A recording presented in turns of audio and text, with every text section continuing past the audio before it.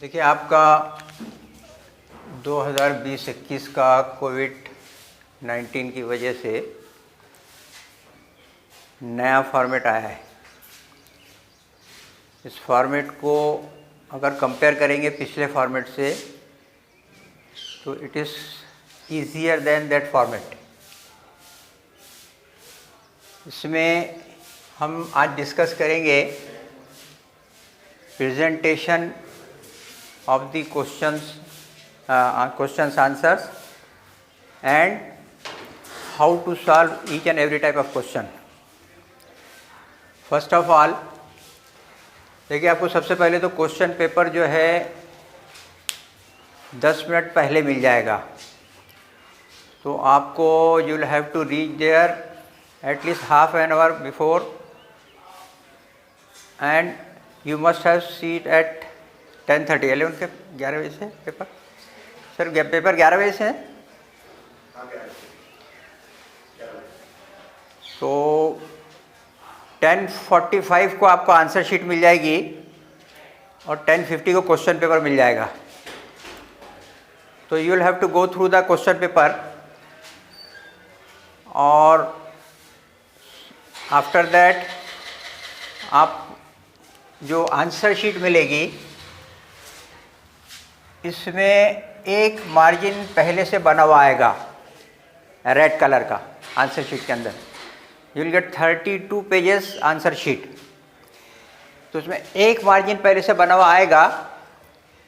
आपको क्या करना है, उसके बाद एक छोटा margin using your pencil not pen, इसको एक मार्जिन को और ड्रा करने का है और यहाँ पर एक ब्लॉक बना हुआ रहेगा, वहाँ पर आपको क्वेश्चन नंबर 1, 2, 3 जो भी आप सॉल्व करेंगे उसको डालना है, उसको लिखना है। जो दूसरा मार्जिन रहेगा इसके अंदर में सब क्वेश्चन का ए, इसके बाद उस क्वेश्चन का जो पार्ट है ए रहेगा या इस रोमन में स्मॉल 1 रहेगा वो, और उसके बाद इस लाइन को बिल्कुल ब्लैंक छोड़ देने का है, इसके अंदर में कुछ भी नहीं लिखना है। अब आप अगर ए के अंदर में भी अगर और स्मॉल 1 आता है तो पहला क्वेश्चन सीन पैसेज का भी और अनसीन पैसेज का भी दोनों भी जो आएंगे वो ग्लोबल अंडरस्टैंडिंग का होगा। अब ये ग्लोबल अंडरस्टैंडिंग एक्चुअली क्या है, जैसे हम लोग साइंस के पेपर के अंदर में ऑब्जेक्टिव टाइप के क्वेश्चंस करते हैं, true and false, fill up the blanks या मैचिंग ऑफ पेयर्स, या इसके अंदर में एक और चीज़ है वेब वाली, ब्लॉक्स बने हुए रहते हैं। तो इनमें से आइदर कोई एक आएगा, या तो ट्रू एंड फॉल्स आएगा या फिल अप द ब्लैंक्स का 4 सेंटेंसेस भी दे सकते हैं, 4 सेंटेंसेस रहेंगे तो each will carry half mark, और अगर 2 सेंटेंस दिए तो 1-1 मार्क रहेगा। अगर मैचिंग ऑफ द पेयर्स आएगा तो उसके अंदर में भी 4 पेयर्स रहेंगे, और अगर वेब आएगा तो उसके अंदर में एक सेंट्रल फिगर बनी हुई रहेगी और 4 एरोज बने रहेंगे। हर आंसर को कैसे रिप्रेजेंट करना है और कैसे सॉल्व करना है मैं समझाता हूँ इधर। सपोज अगर आपको ट्रू एंड फॉल्स के 2 सेंटेंसेस आते हैं तो 2 सेंटेंसेस को, पूरे सेंटेंसेस को कंप्लीट लिखना है। बहुत सारे बच्चे क्या करते हैं कि सिर्फ ब्रैकेट में नंबर 1 डाल के ट्रू लिख देते हैं और नंबर 2 फॉल्स लिख देते हैं। ऐसा नहीं करना है, बोर्ड के इंस्ट्रक्शन में रहेगी ये बात कि कंप्लीट सेंटेंस लिखना है। जिस लाइन के अंदर में आप कंप्लीट सेंटेंस लिखेंगे उस लाइन के बाद वाली लाइन के अंदर में अगर ट्रू है तो ट्रू लिखिए ब्रैकेट के अंदर में, फॉल्स है तो फॉल्स लिखिए। इसमें काट पीट नहीं होना चाहिए। इसका जवाब पैसेज के अंदर में दिया हुआ है, इसलिए चाहे सीन पैसेज हो अनसीन पैसेज हो, फर्स्ट ऑफ ऑल आप क्या करेंगे, पहले क्वेश्चंस को पढ़ लेंगे, उसके बाद पैसेज पढ़ेंगे। जब क्वेश्चन को पढ़ने के बाद में आप पैसेज पढ़ेंगे तो आपको फ़ौरन स्ट्राइक होगा कि इसका आंसर क्या है, ट्रू है क्या फॉल्स है करके। अगर सेकंड आपने यहाँ पर इसी के नीचे में नंबर 2 डालकर, लेकिन ये पहला आंसर लिख लिए, ट्रू लिख लिए, इसके बाद में एक लाइन ब्लैंक छोड़ना है, इसमें कुछ भी नहीं लिखने का है। सेकंड आंसर जब लिखेंगे आप कंप्लीट सेंटेंस में लिखेंगे, अगर ट्रू है तो ट्रू है, नहीं तो उसकी नीचे की लाइन के अंदर में फॉल्स लिखेंगे। एक और काम ये होगा कि आपको राइट हैंड में भी, राइट साइड के अंदर में भी पेपर के एक कॉलम बनाना है। ये क्यों बनाना है? For valuers marking. वैल्यूअर क्या करेगा, यहाँ पर ऐसा पड़ेगा true half mark, false half mark. अब ये जो है मार्किंग जो करता है वो बड़े बड़े जो है साइज़ में करता है। ये नंबर्स लिखते हैं उसकी साइज़ बहुत बड़ी बड़ी होती है, इसलिए कि फिर काउंटिंग करने में उसको तकलीफ जाती है अगर बारीक बारीक लिखेगा तो इसलिए उसको स्पेस होना ये नंबर लिखने के लिए। इसलिए हमको ये आंसर 2 लाइन में अगर आया तो बहुत बेहतर है, उसके बाद में एक लाइन ब्लैंक भी छोड़ने का है। ये तो हो गया ट्रू एंड फॉल्स का। सपोज ट्रू एंड फॉल्स नहीं आता है बल्कि फिल अप द ब्लैंक्स का आता है, तो फिल अप द ब्लैंक्स के अंदर में भी you will have to write complete word sentence, पूरे वर्ड्स लिखना है उसके, और जो आंसर होगा उसको अंडरलाइन करके हाईलाइट करने का है, जो भी आंसर होगा। और पेंसिल से अंडरलाइन नहीं करना है, उसको इंक से अंडरलाइन करना है और अच्छा गाढ़ा अंडरलाइन करने का है, क्योंकि वैल्यूअर पूरा सेंटेंस नहीं पढ़ता है, वो सिर्फ एक वर्ड देखेगा करेक्ट आंसर है क्या नहीं, वो करेक्ट आंसर को टिक करेगा और मार्क देगा, तो उसको अच्छे से हाईलाइट करने का है। तो दोनों सेंटेंसेस को कंप्लीट सेंटेंसेस लिखना है और हाईलाइट करने का है, अंडरलाइन करने का है जो करेक्ट आंसर है। अगर ये भी नहीं आया, मैचिंग ऑफ द पेयर्स आया, तो इसके लिए 2 कॉलम बनाने का है, column number A, column number B.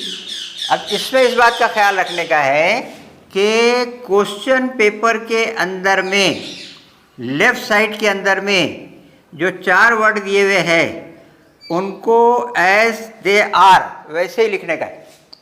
Question paper के अंदर में जैसे 4 वर्ड्स दिए हुए हैं ऐसे के ऐसे लिखने का है, और यहाँ पर उनके करेक्ट आंसर्स लिखने का है। ब्रैकेट के अंदर में भी यहाँ पर ABCD, बहुत सारे बच्चे क्या करते हैं बोर्ड के अंदर में इसको भी ABCD लिख देते हैं। एक्चुअली ABCD नहीं लिखना है। अगर फर्स्ट का पेयर D से लग रहा है तो यहाँ D लिखना है, दूसरे का पेयर C से लग रहा है, तीसरे का A से लग रहा है, चौथे का B लिख रहा है, तो यही लिखने का है। एक की जोड़ी D से, दूसरे की C से, तीसरे की A से, चौथे की B से। जो बोर्ड के मॉडल आंसर्स आते हैं, मॉडल आंसर्स वैल्यूअर्स को, मॉडरेटर्स को दिए जाते हैं, उसमें जो मैचिंग ऑफ द पेयर्स होते हैं वो उनके जो मॉडल आंसर दिए थे वो ऐसे दिए रहते हैं कि एक की जोड़ी D से लगेगी, 2 की C से लगेगी, वर्ड्स लिखे हुए नहीं रहते उसके अंदर में। तो वैल्यूअर को ये बातें रट जाती है, तो वो यहाँ देखेगा, इतना भी नहीं पड़ेगा, उसके वास्ते टाइम नहीं रहता, साइकोलॉजी है वैल्यूअर्स की। तो वो सीधा देखेगा, एक की अगर D से जोड़ी लगा टिक टिक टिक करेगा 2 नंबर दे देगा। ऐसा आमतौर से पूरे के पूरे 2 नंबर दिए जाते हैं। अगर 1 नंबर है तो 1 नंबर दिया जाएगा, 2 नंबर है तो 2 नंबर दिए जाएंगे। हाफ मार्क्स नहीं देते एक्चुअली बोर्ड के अंदर में। अगर ये भी नहीं आया और वेब वाली आ गई, मिसाल का एक सेंट्रल फिगर रहेगी, फॉर एग्जांपल मैं बता रहा हूँ, नाउन दिए है और इसके 4 ब्लॉक है, 4 टाइप्स लिखने का इसके। तो बच्चे क्या करते हैं कि वहाँ पर ब्लॉक बनाने बढ़ जाते हैं। ब्लॉक नहीं बनाने का है यहाँ पर शुरू में, इसके टाइप्स लिखने का है, कॉमन नाउन, प्रॉपर नाउन, ये चारों किस्में नाउन की लिख दिए। जब पूरा पेपर ख़त्म हो जाएगा, 3 घंटे पूरे हो जाएंगे, आपका पूरा आंसर, अब 3 घंटे नहीं मतलब आपका आंसर जो है पूरा कंप्लीट हो जाएंगे, उसके बाद जो आपको टाइम बचेगा उसके बाद आप ब्लॉक बनाते बैठोगे, उसके बाद ब्लॉक बनाने का है। इस टाइम ब्लॉक बनाने में टाइम ख़राब करना नहीं, क्योंकि ब्लॉक बनाने के ऊपर में कोई नंबर नहीं है। करेक्ट स्पेलिंग के साथ में अगर ये आंसर्स हैं तो इस पे नंबर मिलेंगे, इस पे मार्क्स मिलेंगे, लेकिन ये ब्लॉक्स बनाने के ऊपर में नंबर नहीं है। ब्लॉग बनाना है, अच्छा प्रेजेंटेशन देना है, लेकिन इसको आखिरी में करना है अगर वक्त बचता है तो। अगर सपोज वक्त नहीं बचता है, सिर्फ आपने ब्लॉग बनाए भी अगर ये लिख दिए तो you will get full credit, आपको पूरे नंबर मिलेंगे इसके ऊपर में। ये हो गया पहला एक का पहला क्वेश्चन। इसमें शायद आपको ABCDE तक क्वेश्चन है। इसके बाद में जब आप बी करेंगे तो ए के नीचे में जो कॉलम है उसी के नीचे बी लिखेंगे।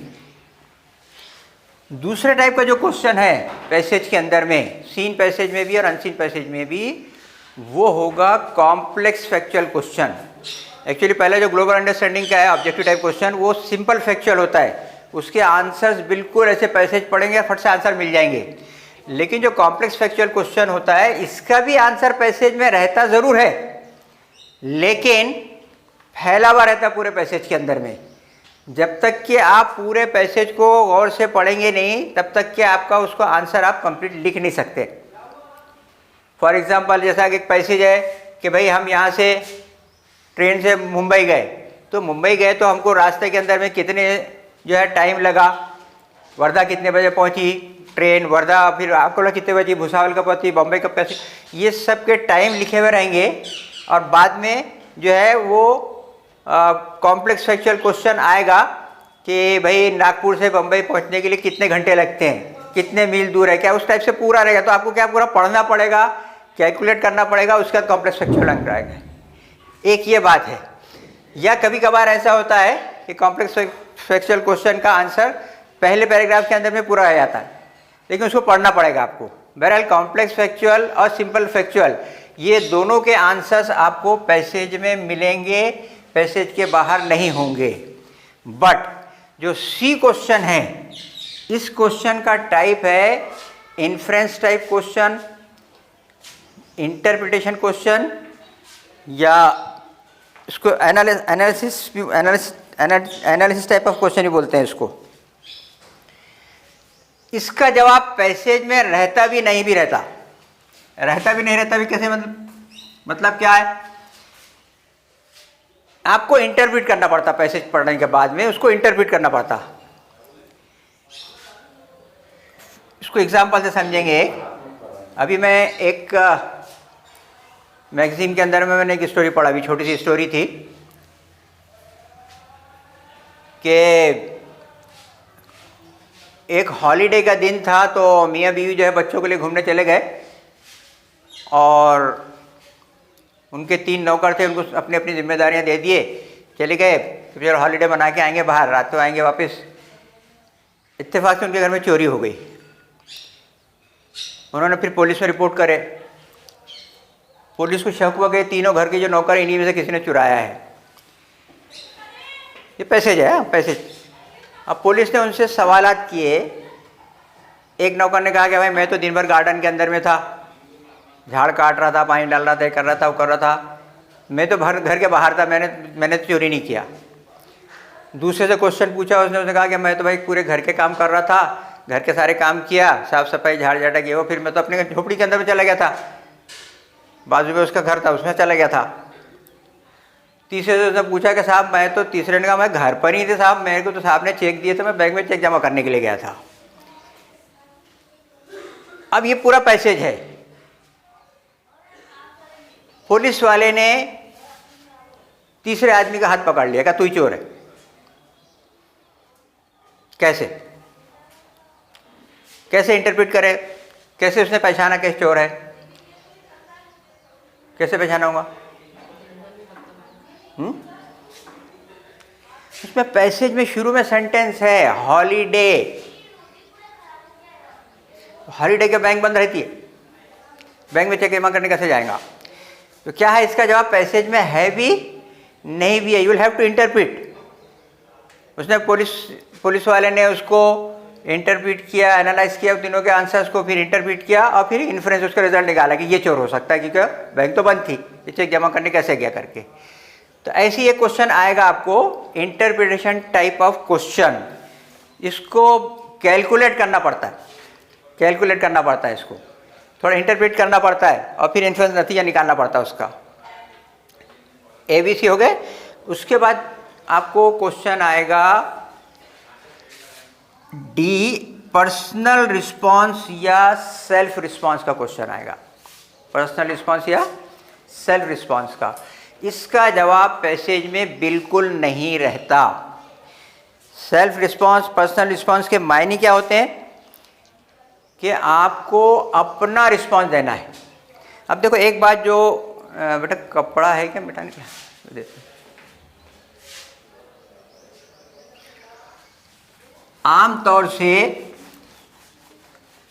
बोर्ड के वैल्यूअर्स, मॉडरेटर्स जो रहते हैं, उनको पर्सनल रिस्पांस के आंसर के ऊपर में ये इंस्ट्रक्शन रहती है कि अगर पर्सनल रिस्पांस का जो क्वेश्चन है, if it starts with helping verb, for example passage है पूरा और क्वेश्चन है do you agree with the author, do you agree with the author, give reason, give reason. 2 number का क्वेश्चन होता है, do you agree with the author. ये question helping verb से start हो रहा है, ऑक्सिलरी वर्ब से स्टार्ट हो रहा है। तो इस क्वेश्चन का आंसर अगर आपने यस लिखे तो भी आपको हाफ मार्क मिल जाएगा, अगर आपने नो लिखे तो भी हाफ मार्क मिलेगा, because it is your self response. ये आपका अपना रिस्पॉन्स है, आपको लिखना ही है। ये मॉडरेटर्स की मीटिंग होती है, चीफ मॉडरेटर की मीटिंग होती है, उसमें वैल्यूअर्स बैठे रहते हैं, उनको ये इंस्ट्रक्शन दी जाती है। मॉडल आंसर में लिखा नहीं रहता है, उनको इंस्ट्रक्शन दी जाती है कि अगर हेल्पिंग वर्ब से क्वेश्चन स्टार्ट हो रहा है तो इसके आंसर में यस या नो लिखना ज़रूरी है। अब इसका ख्याल रखना कि यस लिखने के बाद में कॉमा दिए तो वहाँ पर आपको आई एग्री लिखना है, इस पर भी आपको हाफ मार्क मिलेगा। आई डू एग्री या आई एग्री लिख दिया आपने तो इस पर भी आपको हाफ मार्क मिलेगा। अगर आपने नो लिखे और उसके बाद में आपने लिख दिया नो आई डोंट एग्री, इस पर भी हाफ मार्क मिलेगा आपको। अभी देखो इसमें आप आंसर पैसेज में अपन गए नहीं, पैसेज के बाहर भी आना नहीं, अपने को सिर्फ इतना ही लिखने का है, तो आउट ऑफ 2 हमको 1 मार्क मिल गया। और आपने इसको बढ़ा दिया yes I agree with the author, और फिर उसके बाद में आपने बिकॉज करके अब वो जो दूसरा क्वेश्चन है गिव रीजन, उसका आपने रीजन लिखेंगे, इस पर आपको 1 नंबर मिलेगा। अगर इसके अंदर में कोई स्पेलिंग की मिस्टेक्स हो गई, अगर इसके अंदर में कोई पंक्चुएशन की मिस्टेक हो गई तो हाफ मार्क कटेगा। तो out of 2 you will get 1.5 mark. और आपको मालूम है अगर ये सपोज 12 नंबर है, इसके अंदर में 12 नंबर है और आपको 10.5 मिल रहे हैं, तो 10.5 विल बी ट्रीटेड एज 11, यानी आपको यहाँ पर पूरे 2 नंबर हो गए, पूरे 2 नंबर हो गए, क्योंकि आपको हाफ मार्क का यहाँ पर एडवांटेज मिल गया। समझ में? यहाँ पर पूरे 2 नंबर हो गए, 1.5 की वजह 2 नंबर हो गए, आपको एडवांटेज मिल गया है। तो इसलिए पर्सनल रिस्पांस के क्वेश्चन को कभी छोड़ना नहीं, ये बिल्कुल स्कोरिंग है, इसको कभी नहीं छोड़ने का।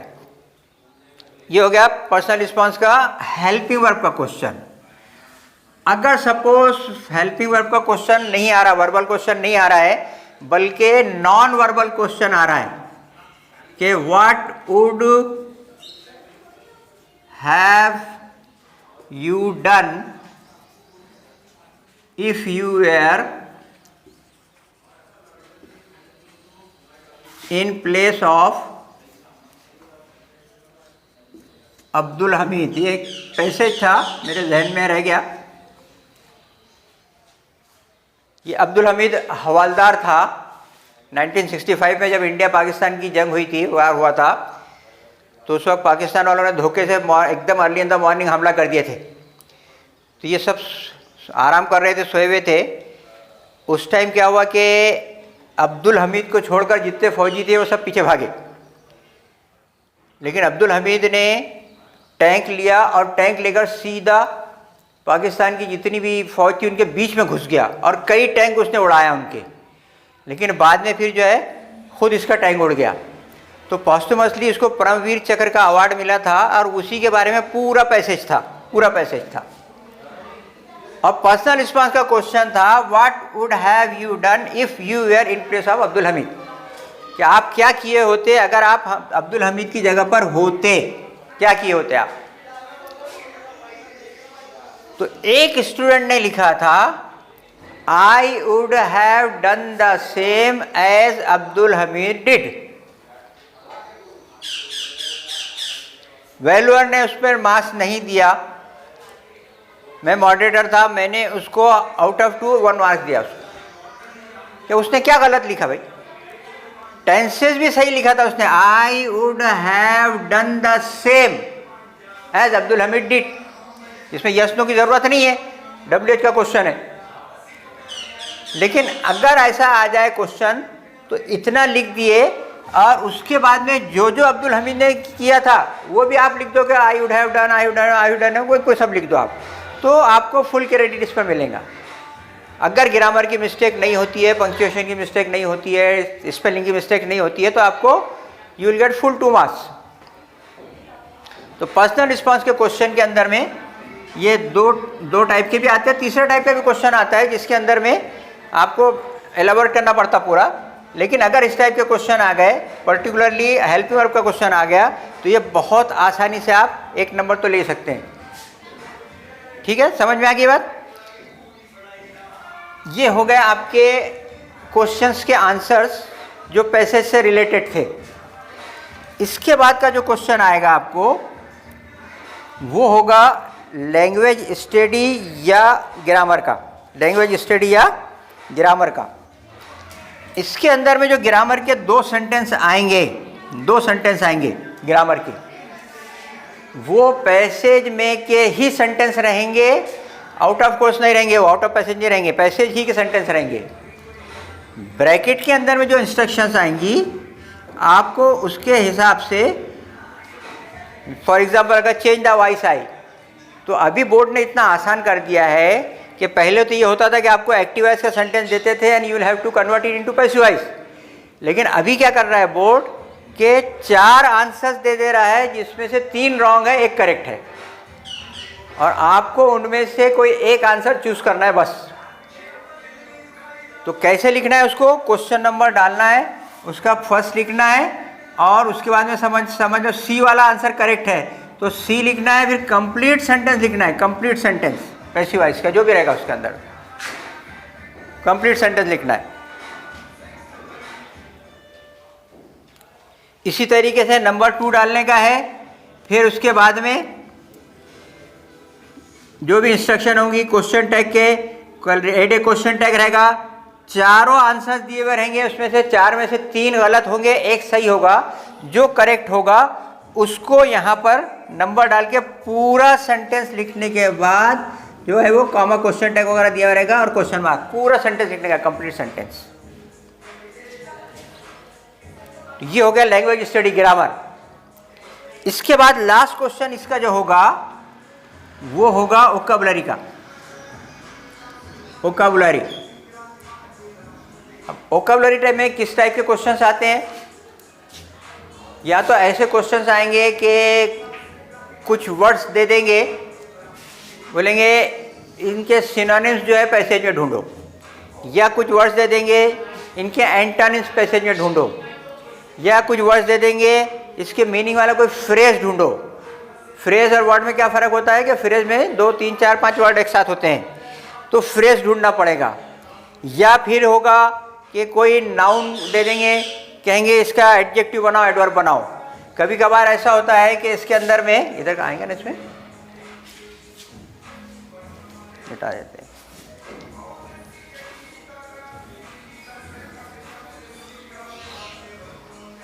ऐसे ब्लॉक बना देते हैं।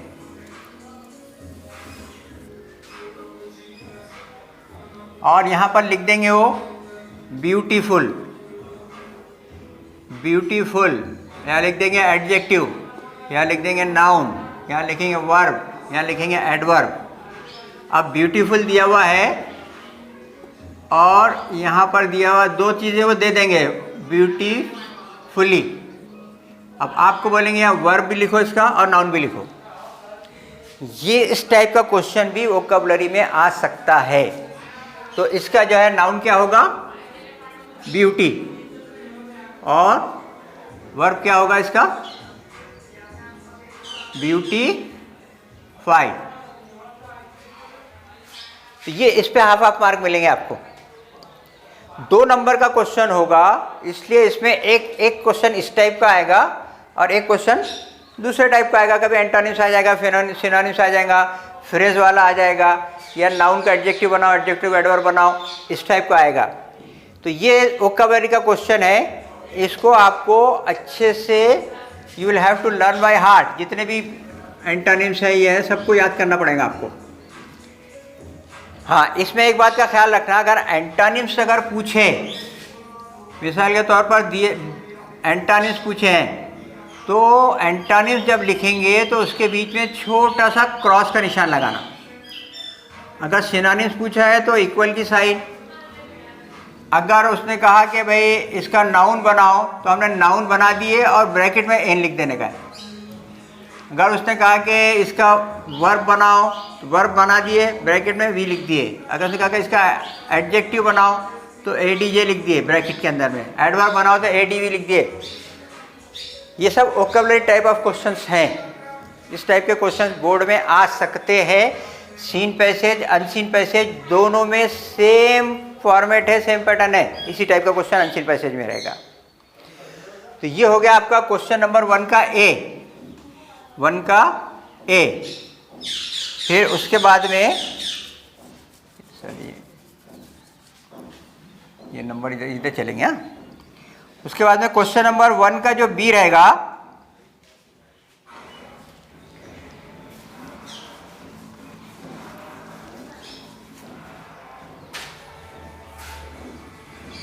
ये 1 के बी के अंदर में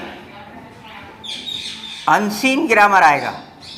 अनसीन ग्रामर से मुराद ये कि ये आपके पैसेजेस में नहीं रहेगा, आपके बुक में भी ये सेंटेंसेस नहीं रहेंगे, बुक में भी नहीं रहेंगे। इसके अंदर में 3 नंबर के 3 सेंटेंसेस होंगे, एक ग्रामर ए में, और इसके बी में स्पॉट द एरर करके आएगा। स्पॉट द एरर, कोई ना कोई ऐसा सेंटेंस दिया जाएगा जिसके अंदर एक वर्ड गलत होगा। आइदर उसमें टेंसेस की गलती होगी, वॉइसेस की गलती होंगी, हेल्पिंग वर्ब की गलती होंगी, कुछ ना कुछ ग्रामर की कोई ऐसी मिस्टेक होगी, तो वो उसको आपको करेक्ट करके पूरा सेंटेंस लिखने का है। ऐसा नहीं सिर्फ उसका एरर निकालने का है, करेक्ट करके पूरा सेंटेंस निकालना है। अब जो आपने मिसाल के तौर पर वहाँ लिखा हुआ रहेगा, दे के साथ में अगर इज लिखा हुआ है और आपको मालूम है कि दे के साथ में आर आता है, ये करेक्ट है, तो जो आपने करेक्ट किया है उसको अंडरलाइन करना। जहाँ करेक्शन किया है आपने सेंटेंस के अंदर में, उस करेक्शन वाले वर्ड को अंडरलाइन करना, हाईलाइट करने का उसको। तो स्पॉट द, अब इसके अंदर में आपको पूरा ग्रामर पढ़ना है। देखो बहुत सारे टीचर्स क्या कहते हैं कि ग्रामर को ज़्यादा फोकस मत करो, ग्रामर पर ज़्यादा ध्यान मत दो। ये बिल्कुल गलत बात है। आउट ऑफ 80 अगर किसी को 40 मार्क्स मिलते हैं, तो ये समझ लो कि उसके पेपर के राइटिंग स्किल्स के अंदर में, लॉन्ग आंसर्स के अंदर में, नावल के आंसर्स के अंदर में, पर्सनल रिस्पॉन्स के, कॉम्प्लेक्स एक्चुअल आंसर्स में ग्रामर की बहुत सारी गलतियां होंगी। अगर वो गलतियां नहीं करता तो उतनी ही बात के ऊपर में उसको 58-59 मार्क्स मिल सकते हैं। यानी वो ग्रामर की गलतियां कहाँ हुई है? राइटिंग स्किल्स में हो रही है, लेटर में हो रही है, लॉन्ग आंसर्स में हो रही है, पर्सनल रिस्पॉन्स के आंसर्स में हो रही है। उसमें तकरीबन उसके 20 मार्क्स कट रहे हैं, उसके तकरीबन 20 मार्क्स कट रहे हैं उसके। अगर वो गलतियां नहीं करता तो 60 मार्क्स लेता था।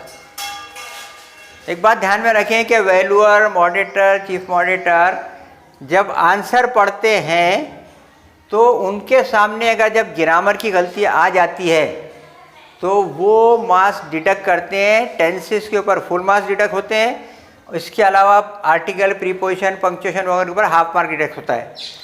तो एक बात का ख्याल रखना, ये बहुत ज़रूरी बात बता रहा हूँ मैं, अगर आपने पहला क्वेश्चन जो सीन पैसेज का आता है यहाँ से पेपर स्टार्ट किए और आप चले गए क्वेश्चन नंबर 3 तक, पहले में सीन पैसेज है, दूसरे में अनसीन पैसेज है, तीसरे में पोएम्स है, उसके बाद से राइटिंग स्किल वाले क्वेश्चन शुरू होंगे 4 से।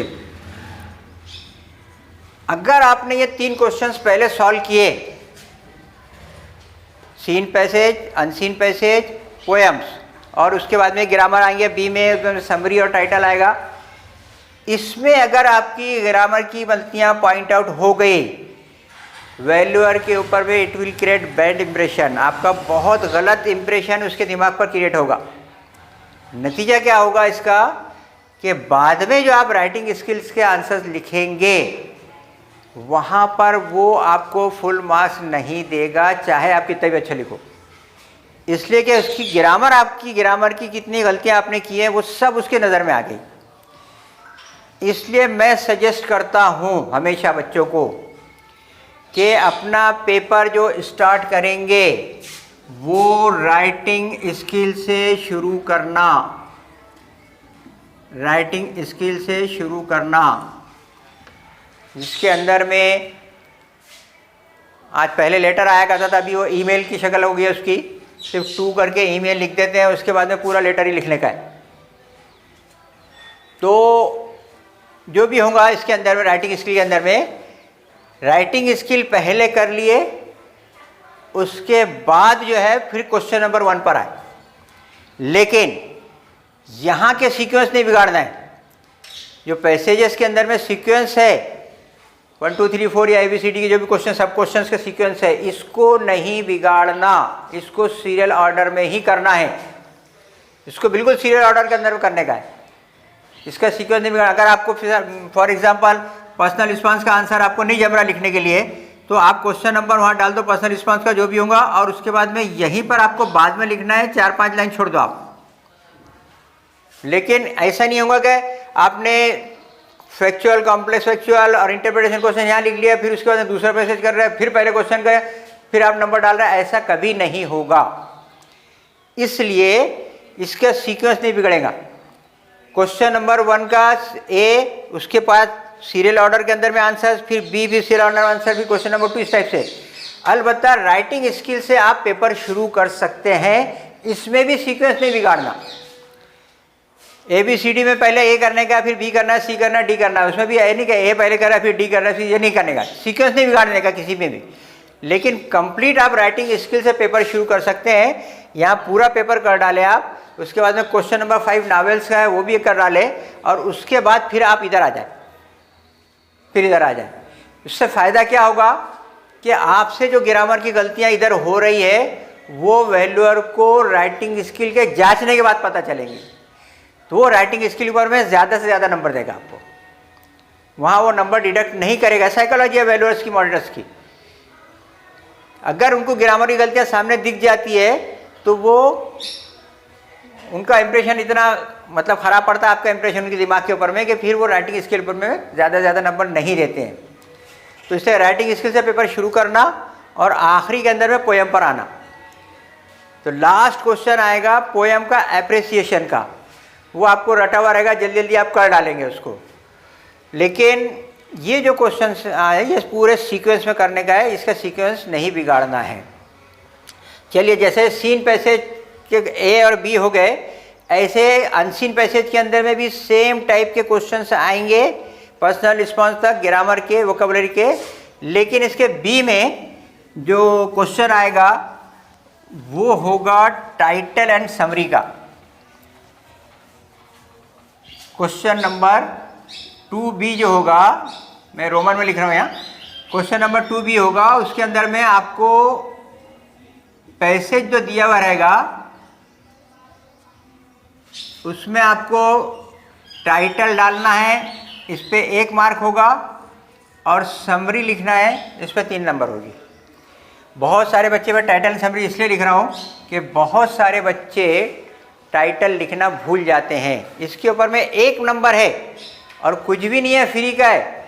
अगर आपको सपोज टाइम नहीं है आपके पास में और आप जल्दी करना चाह रहे हैं तो आप पैसेज के अंदर में देख लोगे किसके बारे में पैसेज है। मिसाल के तौर पॉल्यूशन का पैसेज है तो आप कुछ भी नहीं, सीधा टाइटल डाल दो about pollution, about population explosion, जो भी रहेगा। हाँ, इसके ऊपर पूरे नंबर मिलेंगे आपको, एक नंबर टाइटल के ऊपर में पूरा एक नंबर।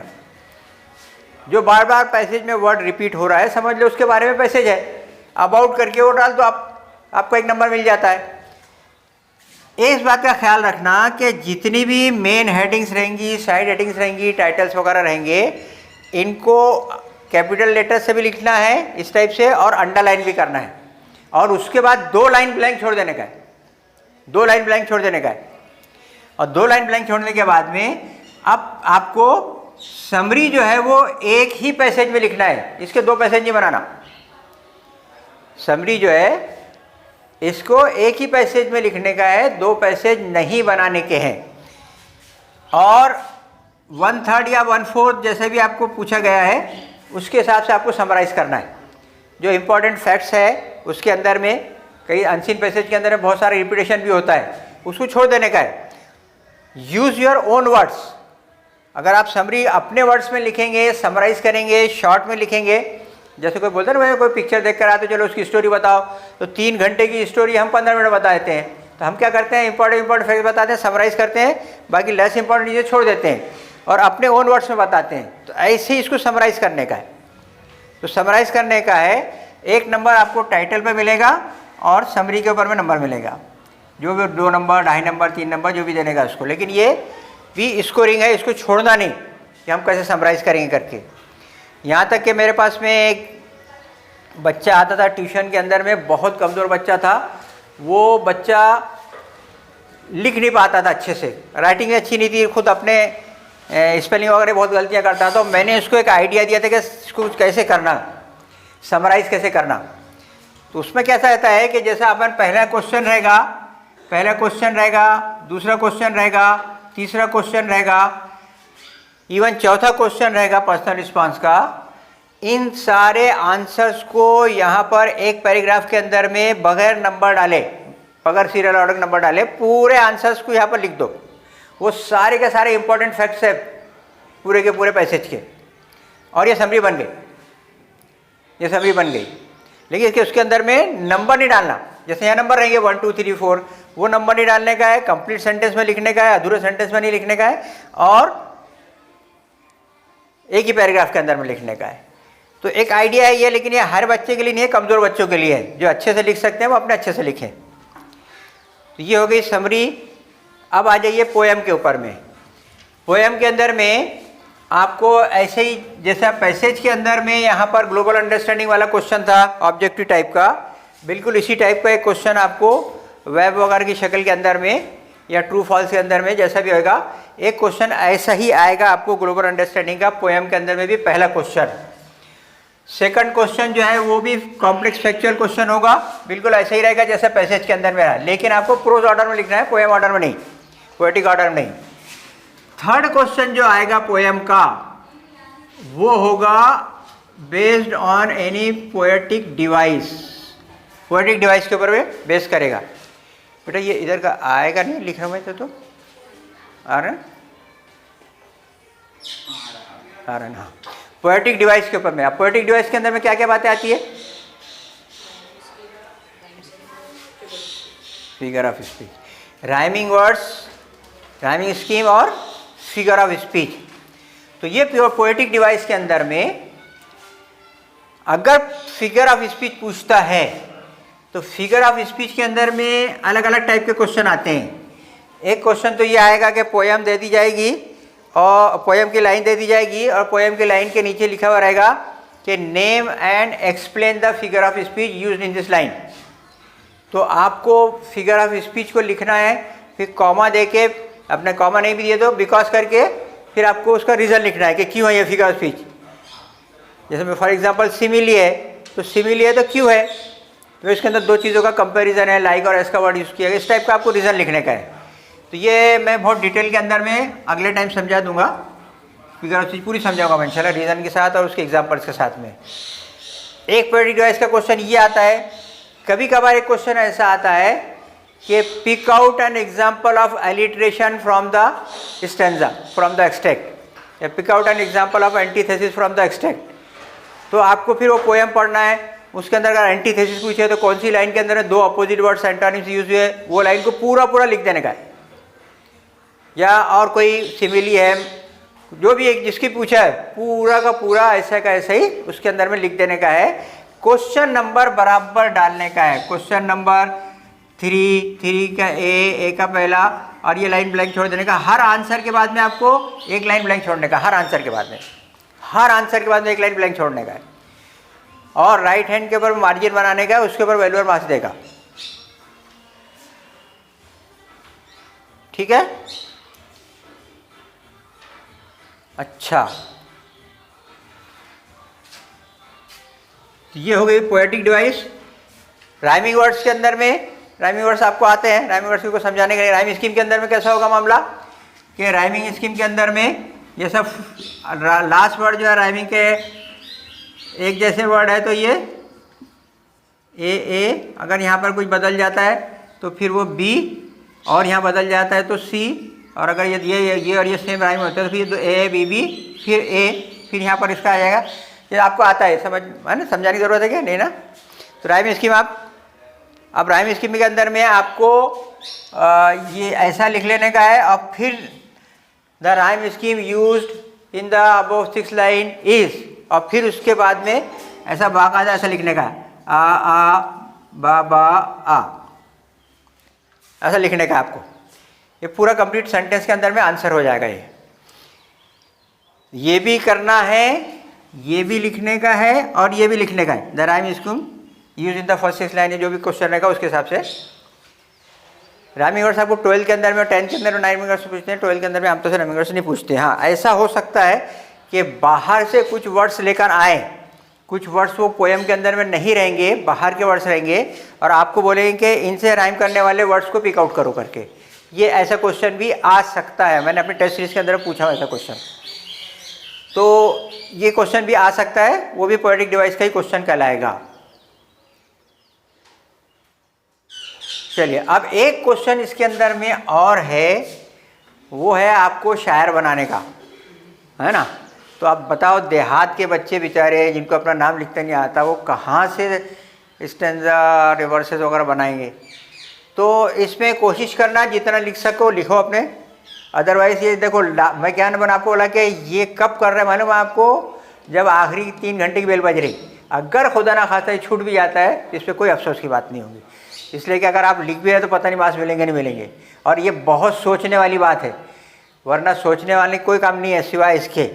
और इसकी एबिलिटी हर एक के अंदर में नहीं रहती है। इस टाइप का क्वेश्चन उन्होंने बोर्ड में नहीं देना चाहिए था, क्योंकि मैं तो देहातों के अंदर में मैंने पढ़ाया हुआ, बच्चे ऐसे रहते हैं कि नाम लिखते नहीं आता, वो बेचारे क्या शेर बनाएंगे। बहरहाल, ये एक हो गया पहली पोएम। दूसरी पोएम जो आएगी वो एप्रिसिएशन वाली होगी। तो एप्रिसिएशन वाली ये तो आपको you will have to learn by heart. सारी पोएम है ही कितनी, उनको रटना ही पड़ेगा। उनको कितनी पोएम्स है, हाँ? तो उनमें क्या, उनके आपको पोएट के नाम हैं, कौन सी फिगर स्पीच इस्तेमाल हुई है, क्या है, उस टाइप से जो एप्रिसिएशन जो भी है उसके अंदर टाइटल वगैरह, तो वो सब आपको बहुत ज़्यादा नहीं है ना। वो तो कोई ना कोई एक तो आएगी जिसके अंदर में बस आपको स्टैंडर्ड के हिसाब से थोड़ा सा, लेकिन इसको आपको थोड़ा सा घर से पढ़ कर जाने का है। नावेल्स के जितने पूरे नावेल्स पढ़ के जाने का है। और ये वाला आंसर पोएम का जो बी है एप्रिसिएशन वाला, ये आपको पूरा पढ़ के जाने का। इसका ये आपको डाइजेस्ट के अंदर में, और वो अभी एक वो आई है, क्या नाम इसकी, इसके अंदर भी अच्छे आंसर्स दिए हुए हैं। देखो ये तो उत्तम की भी ले लेने का उसके अंदर में। अच्छा, ये हो गया, पोएम हो गई। अब उसके बाद में अब अपन आएंगे ऐसे राइटिंग स्किल्स के ऊपर में। इसके अंदर भी कोई डिफ़िकल्टी से, कुछ कन्फ्यूजन, कुछ पूछने का क्या, बच्चे तो अपने पास में हाजिर ही नहीं है, तब क्या करेंगे बाबा। आपको बेटा, आप लेट आए, आपको कुछ डिफ़िकल्टी है क्या इनके अंदर में, कोई कन्फ्यूजन है, कोई डाउट है? Seen passage, unseen passage, poems, अभी करते हैं इसको या बाद में करते हैं? अभी करें, राइटिंग स्किल्स को भी कर सकते हैं ना अभी। अच्छा हाँ, इसके अंदर सॉरी एक बात रहेगी, क्वेश्चन नंबर इसमें एक एडिशन है, क्वेश्चन नंबर 2 के सी में माइंड मैपिंग दिया है। ये कैसे करेंगे? पहले ट्री डायग्राम आया करता था, अब ट्री डायग्राम नहीं आएगा। ये बिल्कुल जैसे अपन फैक्चुअल क्वेश्चन के अंदर में मैंने बताया था अभी एग्जांपल देकर आपको कि सेंट्रल फिगर रहेगी नाउन और फिर उसके बाद में कॉमन नाउन, प्रॉपर नाउन, जो भी नाउन की किस्में वगैरह सब लिख दिया आपने इस टाइप से। तो इसमें आपको प्रेजेंटेशन अच्छा करने का है। देखो ये जो आप लाइनें बनाएंगे या एरोस बनाएंगे ना, ये बाकायदा स्केल का यूज़ करके गिनकर बराबर बनाने का है। ब्लॉक्स जब आप आखिरी में बनाएंगे, जब पूरा पेपर ख़त्म हो जाएगा उसके बाद ब्लॉक्स बनाएंगे। ब्लॉक्स भी बना सकते हैं आप, सर्कल भी बना सकते हैं, ऐसा कुछ कम, तो ये सब आखिरी में बनाएंगे। तो थोड़ा प्रेजेंटेशन मैं इसका प्रेजेंटेशन अच्छा रखना है। तो इसके अंदर में वो सारे दिए हुए रहेंगे पॉइंट्स, अब आपको कुछ अपने तरफ से भी ऐड करना पड़ेगा। तो इसमें जो साइंस के स्टूडेंट हैं आप लोग, अभी साइंस के स्टूडेंट होंगे, तो इसमें जो ट्री डायग्राम वाले क्वेश्चन है पुरानी डाइजेस्ट के अंदर में, विटामिन्स के, टिश्यूज़ के, types of tissues, vitamins, animal kingdom, plant kingdom, इसकी ट्री डायग्राम बनी है ना पूरी ऐसी, तो वो देखते रहना आपने, उनमें से कोई ना कोई इसमें आएगा, आने के चांसेस है, क्योंकि उनकी ट्री डायग्राम भी बनती है, उसकी माइंड मैपिंग पूरी चलती है आखिर तक के, तो वो आ सकती है ज़्यादा साइंस की इसके अंदर में, उसकी ज़्यादा उम्मीद है। दूसरी भी आ सकती है, इवन अमिताभ बच्चन की भी पूरी ट्री डायग्राम बनी थी, उसकी फैमिली ट्री बनी थी, तो वो भी आ सकती है, ऐसा कुछ नहीं है। लेकिन उसके अंदर में आपको कुछ अपनी तरफ से भी आइडियाज़ डालना पड़ता है। तो ये आप कर लेंगे, बहुत आसान है, ये ज़्यादा मुश्किल काम नहीं है। ये 2 के सी में ऐड हुआ है।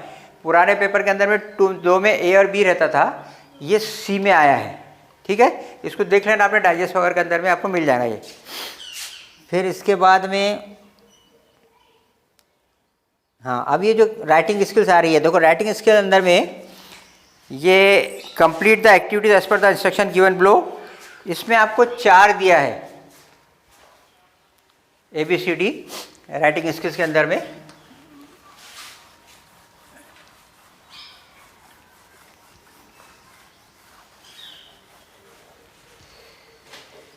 देखो एक दिया है इसके अंदर में ड्राफ्टिंग वर्चुअल मैसेज।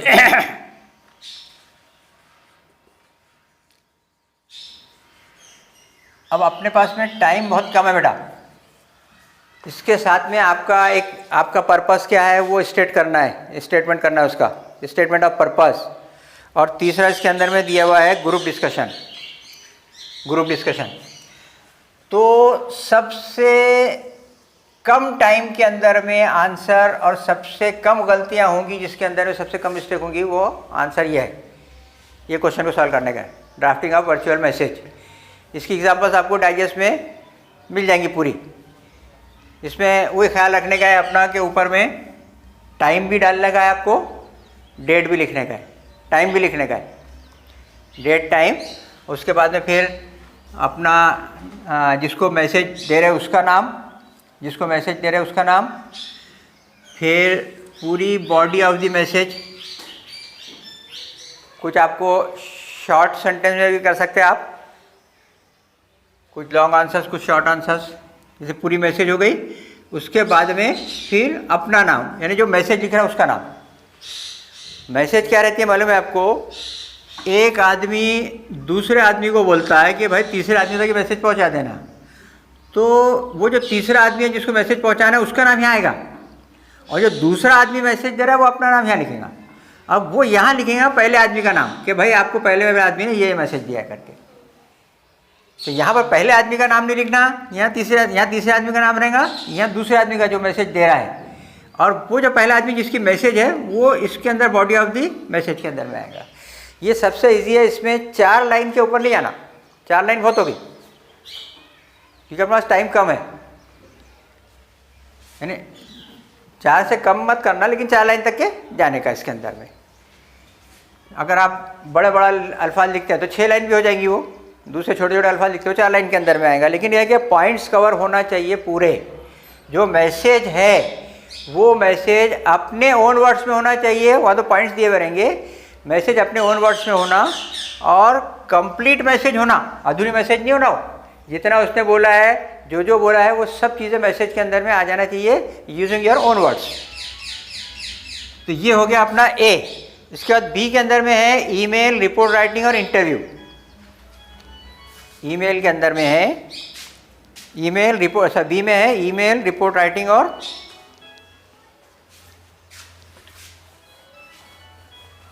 अब ये तीनों भी आसान हैं अगर आपने पहले से प्रिपेयर किए होंगे। टेस्ट सीरीज के अंदर में आपने पढ़े होंगे, अगर आपका पढ़ा हुआ आता है और आप पूरे कॉन्फिडेंस के साथ में बोलेंगे मेरे को फुल मार्क्स मिलेंगे, तो आप रिपोर्ट राइटिंग करो। अगर आपका पढ़ा हुआ आ रहा है, देखो मैं बार बार रिपीट कर रहा हूँ, अगर ये आपका पढ़ा हुआ आया, वेल प्रिपेयर्ड है आप, तो इसको लिखने का है। आसान है, इसके अंदर में बहुत ज़्यादा लिखना नहीं पड़ता, ये 120 वर्ड्स के अंदर में हो जाएगा पूरा, ये यानी इंक्लूडिंग हेडिंग के वर्ड्स जो है वो। तो रिपोर्ट राइटिंग इसके अंदर में मैंने क्या क्या बोला, ईमेल। पहले तो ईमेल को देखो, ईमेल के अंदर में क्या है, एक्चुअली ईमेल में लेटर ही लिखना है। सिर्फ ये कि अपन लेटर में क्या करते थे, टू के बाद में अपन लिखते थे ना पहले, to the manager Johnson Johnson company, ये नहीं लिखने का है, बस टू ईमेल के सामने लिख देने का है। उसका जो ईमेल क्वेश्चन पेपर में दिया पूरा लिख देने का, ठीक है।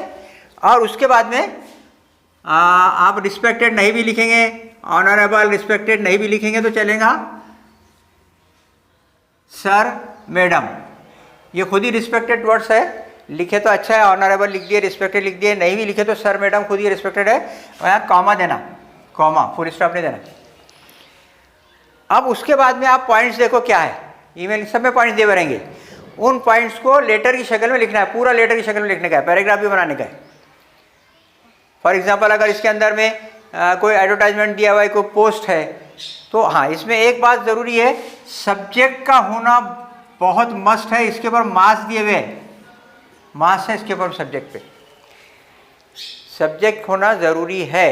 रेफरेंस नहीं हुआ तो चलेगा, लेकिन सब्जेक्ट का होना ज़रूरी है। सब्जेक्ट के ऊपर में 1 मार्क दिया हुआ है, और सब्जेक्ट जो है वो शॉर्ट में रहेगा कि एप्लीकेशन, मिसाल फॉर एग्जांपल बोल रहा हूँ, application for the post of, जो भी रहेगा, अकाउंटेंट, टीचर, सेल्स एग्जीक्यूटिव वगैरह जो भी रहेगा वो लिख देने का यहाँ पर इनवर्ट कॉमर्स के अंदर में।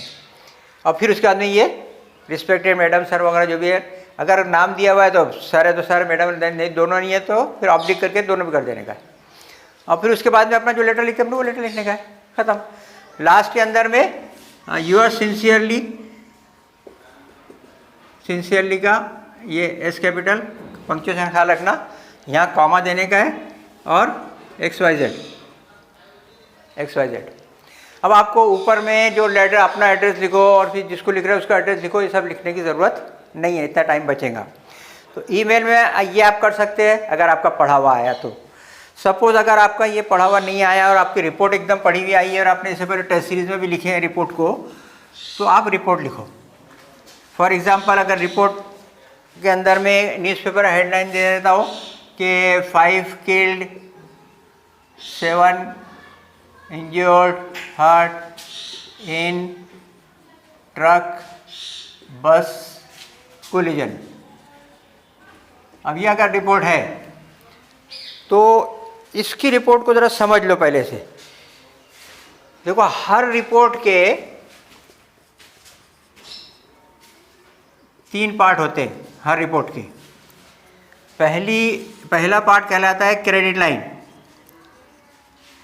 दूसरा कहलाता है लीड पैराग्राफ, और तीसरा कहलाता है short continuing para,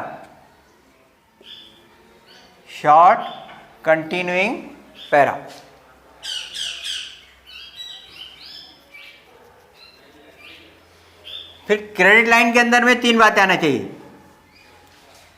credit line के अंदर में 3 बातें आना चाहिए। सबसे पहले जहाँ पर एक हादसा हुआ है उसके सिटी का नाम, उसके बाद मंथ एंड डेट। अब इसमें मंथ पहले आएगा, डेट बाद में आएंगे, याद रखना आपने। न्यूज़पेपर आप कोई भी उठा कर देखो, हमेशा मंथ पहले रहेगा, डेट बाद में। अच्छा, आपका पेपर कौन सी तारीख को है? 19। उससे एक दिन पहले की डेट डालने का है, क्योंकि भाई कल हादसा होगा तो आज के पेपर में आएगा ना, तो उससे एक दिन पहले की डेट डालने का है। जिस दिन पेपर है उससे एक दिन पहले की डेट डालने का है। और तीसरा जो है वो रहेगा एजेंसी का नाम, किसने रिपोर्ट भेजा है। तो ये जो क्रेडिट लाइन है इस पर एक नंबर रहेगा। अभी क्रेडिट लाइन अपन कैसे लिखेंगे? फॉर एग्जांपल सिटी का नाम नागपुर, फिर मंथ कौन सा है? अप्रैल। एक दिन पहले की डेट क्या आएंगे? 22। और एजेंसी आप लिख सकते हैं by a staff reporter, by a staff reporter. अगर देखो इसके अंदर में रिपोर्ट आ गई अपने स्कूल के फंक्शन की, फिर 15 अगस्त है, 26 जनवरी है, प्राइज डिस्ट्रीब्यूशन का है, तो उसमें by a student reporter. Agency क्या लिखना है? By a student reporter. और अगर बाहर की न्यूज़ है तो by a staff reporter. Hitavada वाला स्टाफ है, लोकमत का स्टाफ है, जो भी पेपर वाला स्टाफ है वो स्टाफ लिखेगा। नहीं तो फिर पीटीआई लिख देने का है। पीटीआई फुल फॉर्म क्या है?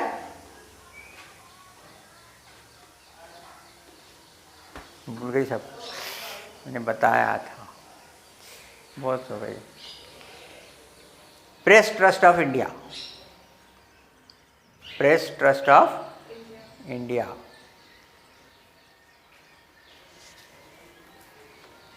पीटीआई का फुल फॉर्म, वो उसके जो स्कूल के अंदर पीटीआई होते हैं उसका भी ये फुल फॉर्म है, फिजिकल ट्रेनिंग इंस्ट्रक्टर। लेकिन यहाँ पर जो आएगा वो प्रेस ट्रस्ट ऑफ इंडिया। ठीक है। अब उसके बाद में ये आपका काम हो गया, क्रेडिट लाइन लिख लिया आपने। ठीक है। अब आपको lead paragraph. Now lead paragraph के अंदर में क्या होता है मालूम है आपको? इसके अंदर में 5 WH क्वेश्चन के आंसर लिखना पड़ता एक पैराग्राफ के अंदर में, 5 WH क्वेश्चन के। जैसे फॉर एग्जांपल ये हेडिंग है 5 killed 7 hurt इन ट्रक बस कोलिजन। तो भाई ये हादसा कहाँ हुआ, कब हुआ, क्यों हुआ, कैसे हुआ और इसका रिजल्ट क्या निकला, ये सब सवालात के जवाब पूरे एक पैराग्राफ के अंदर में कैसे होंगे मालूम है? अपने को यहीं से लेने का, पैसिव वॉइस में लिखने का है। ये हेडिंग से स्टार्ट करना है पैसिव वॉइस में। पैसिव वॉइस में कैसे करेंगे देखो, 5 persons were killed, passive voice, 5 persons were killed while 7 others were hurt या injured in truck bus collision on Nagpur Kamptee Road at about 6:30 PM। कई सवाल के जवाब आ गए इसके अंदर। एट अबाउट 6:30 PM और नागपुर कामटी रोड कहाँ हुआ, कैसे हुआ, कितने बजे हुआ, है ना। उसका नतीजा क्या निकला? 5 persons were killed 7 hurt। फिर उसके बाद में the reason of the accident as per police report is said to be the brake failure of the ill fated truck. उसका नंबर लिख दिए, truck number so and so. Whose driver नाम लिख दिए किसी का, M K Ramtek has been arrested by the police. और उसको शराब भी पिला दो, उसको ड्रंकर भी था वो, he was in the influence of the liquor करके। और उसके बाद में फिर बस का भी एक नंबर डालो, कोई भी एक नंबर, MH31 और करके नंबर डाल दो। और ट्रक का भी कोई नंबर डाल दो।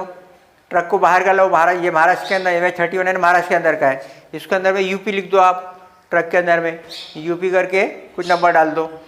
और ये हो गया आपकी एक पहला पैराग्राफ, लीड पैराग्राफ। उसके बाद में आप दूसरे शॉर्ट कंटेनिंग पैराग्राफ के अंदर में लेस इंपॉर्टेंट इन्फॉर्मेशन देना है कि all the injured have been admitted in the Mayo hospital Nagpur where condition of 2 women and 3 children is said to be critical, further details are awaited. हो गया। तो ये बड़ा आसान है, ईमेल, लेटर, रिपोर्ट राइटिंग। और अगर ये दोनों भी पढ़े हुए नहीं आए तो फिर अपना तीसरा ग्रुप डिस्कशन है। तो बस 3-4 लड़कियों को एक टॉपिक दिया रहेगा उसके अंदर पेपर में, क्वेश्चन पेपर में टॉपिक दिया रहेगा, क्वेश्चन पेपर में टॉपिक दिया रहेगा कि भाई सोशल डिस्टेंसिंग रखना कि नहीं रखना, मास्क पहनना कि नहीं पहनना, आप उस पर डिस्कस करो। तो 4-5 सेंटेंसेस ऐसे लिख देने का, अलग अलग थोड़े लंबे लंबे सेंटेंस का, 2-2, 3-3 फुल स्टॉप वाले लिख देने का है। लेकिन जहाँ तक हो सके इसको प्रेफर करना, ईमेल वाला अगर लेटर पड़ा हुआ है तो उसको, नहीं तो फिर इसको, ये दो में से कोई करना, वो नहीं भी करे तो चलता। हाँ बोलिए। डायलॉग फॉर्म में, डायलॉग कन्वर्सेशन फॉर्म में लिखना है। अब उसके अंदर कैसा रहता है मालूम है क्या? अब आपने लिख दिया अनीता, ठीक है, अंडरलाइन करे, ये लाइन छोड़ देने का ब्लैंक, अब वो जो बोल रही है वो यहाँ लिखे, फिर एक लाइन उसके पीछे छोड़ दिए, फिर सुनीता, ठीक है, अंडरलाइन करे, या एक लाइन बोले ब्लैंक छोड़ दिए। ऐसा करते करते करते क्या होता है कि अपना आंसर कॉपी भरती है पूरी। सप्लीमेंट्री मिल जाएंगे, वेलवर के हाथ में सबसे पहले का धागा बंधा हुआ दिखा, उससे सप्लीमेंट्री लगी है तो पहला इंप्रेशन अच्छा होता है उसके ऊपर में। First impression is the last impression. तो ये कोशिश करना। अच्छा, फिर उसके अलावा क्या होता है कि राइट साइड के अंदर जो वेल्यू नंबर देता है ना, तो अगर वो आधा नंबर देगा तो उसको जगह होना फिर नंबर देने के लिए, तो उसकी जगह भी मिल जाती है। अपने थोड़ा सा लिखे तो गैप दिए तो ये हो गया। फिर तीसरा क्या है इसके अंदर में? स्पीच कंपेयरिंग एक्सपेंशन ऑफ, नहीं सॉरी, हाँ इंटरव्यू है इसके अंदर में, रिपोर्ट राइटिंग और इंटरव्यू, वो नहीं है। पहले इसमें है ड्राफ्टिंग वर्चुअल मैसेज स्टेटमेंट, हाँ पहले इसमें ग्रुप डिस्कशन है। तो अपन कर रहे हैं ड्राफ्टिंग वर्चुअल मैसेज, तब ये तो छूट गया, स्टेटमेंट ऑफ पर्पस भी छूट गया, क्या बनना है आपको, ग्रुप डिस्कशन भी छूट गया। ये करना ही है आपने, क्योंकि ये जो statement of purpose group discussion है ना, इसमें है तो 4 मार्क, लेकिन लिखना बहुत है और इसमें टाइम भी जाएगा, गलतियाँ भी हो सकती है। इसमें गलतियाँ नहीं होंगी वर्चुअल मैसेज के अंदर में, कम से कम लिखना है, टाइम भी बचेगा अपना। फिर ईमेल, रिपोर्ट राइटिंग और इंटरव्यू, 3 में से कोई करना है आपको। तो ईमेल में लेटर हो गया, रिपोर्ट राइटिंग मैंने बता दिया, इंटरव्यू क्वेश्चंस है। इंटरव्यू क्वेश्चंस भी बहुत आसान है, इसके अंदर में 3-4 क्वेश्चंस तो आप कॉमन बना के, है ना, हाँ कौन सी मैसेज देना चाहेंगे, लास्ट क्वेश्चन है, और आपकी फैमिली सपोर्ट करेगी, ये आपका रोल मॉडल कौन है, इस टाइप से आप क्वेश्चन बना के रख लो आप। तो हाँ, उसमें यह है कि एक क्वेश्चन के साथ दूसरा क्वेश्चन भी उसी के अंदर में आप ऐड कर सकते हैं। एक क्वेश्चन WH का आ गया तो एक हेल्पिंग वर्क भी साथ में ऐड कर दो।